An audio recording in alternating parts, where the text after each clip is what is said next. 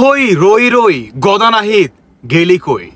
শুনতে স্লোগানটা ভালোই লাগে, তাই না? কথায় আছে যে পাপ নাকি বাপেকেও ছাড়ে না, আর সেটা যদি হয় বাচ্চা পোলাপানের লাশের উপর দিয়ে, আল্লাহ সুবহানাহু ওয়া তাআলা তার কুদরতি ভাবে মানুষকে তো দেখাই দিবে। এটাই তো বাস্তব। অনেকটা সেম ঘটনা ঘটে গেল নাহিদ ইসলামের সাথে। দর্শক বন্ধুরা, অনেকে হয়তো বা বুঝতে পারলেন না, এই ভিডিওটা দেখেন তাহলে আরো বুঝে যাবেন।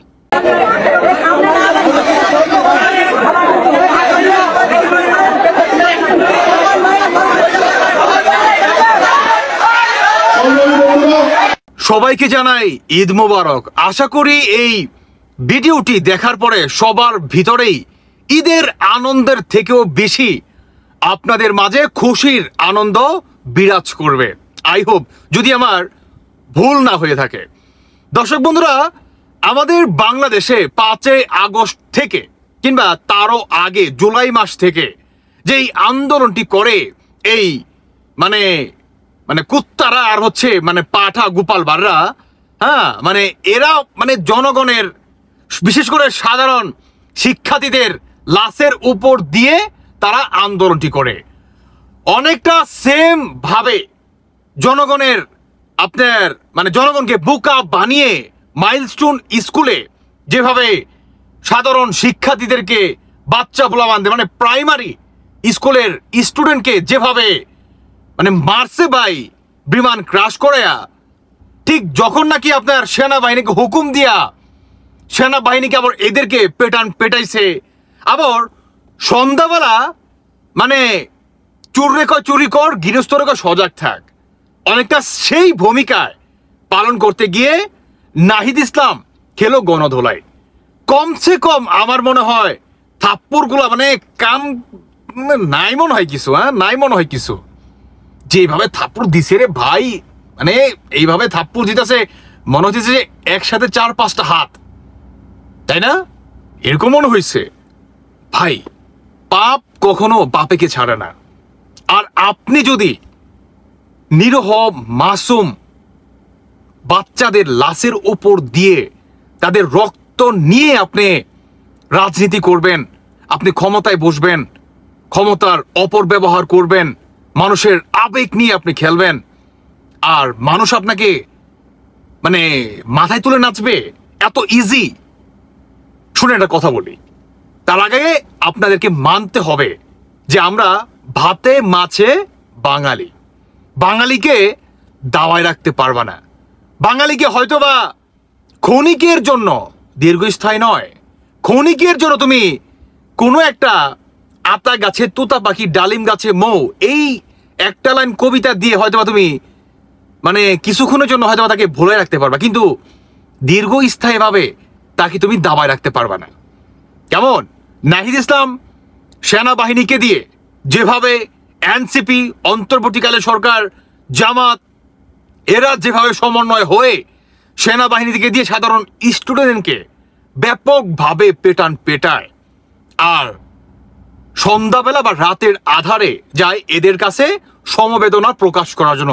আর ঠিক সেম যেই সমবেদনা স্টুডেন্টদের ভিতরে কাজ করতেছে, তাদের হাত যেভাবে চুলকাচ্ছিল, নাহিদের মোটা গোপাল বারের মতো গালটা পেয়ে আর দেরি করে নাই 1 সেকেন্ড পর্যন্ত মাইলস্টোনের স্কুলের শিক্ষার্থীরা এর সাথে তাদের অভিভাবক কিংবা সাধারণ জনগণ কিঞ্চিত পরিমাণ দেরি করে নাই।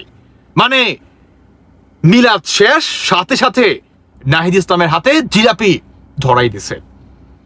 বাংলাদেশে এই এনসিপি নামক এই স্বৈরাচার মেটোক্লাস ডিজাইন যারা জুলাই মাসে 5ই আগস্ট গণহত্যা করে আরেকজনের নাম দিয়ে বেড়াচ্ছে বা বেড়ায়, প্রতিনিয়ত চলমান বা চালাচ্ছে, এরা কখনোই টিকতে পারবে না।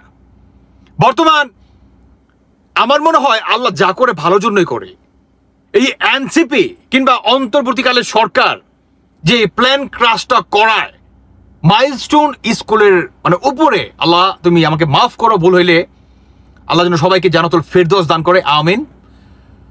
মানে বলতে ভাই বাধ্য হচ্ছি, কেন জানি আই এম সরি আসলে।